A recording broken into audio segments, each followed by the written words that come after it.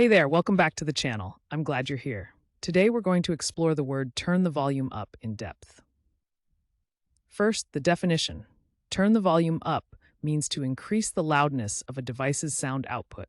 Think of it simply as making the sound louder by turning a knob or pressing a button. Now let's talk about where this word comes from. Origin stories can be fascinating. Turn the volume up combines the action of turn with volume, referring to sound level, popularized since early radios. Over time, it's been used by radio listeners and audio users everywhere. The word has carried through history and still shows up today in surprising ways.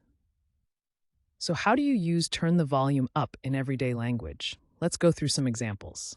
Correct example 1. Please turn the volume up so we can hear the movie clearly. Correct example 2. Can you turn the volume up on your headphones? And just for fun, here's a playful wrong example. I tried to turn the volume up on my sandwich, but it didn't go well. See how context makes a big difference?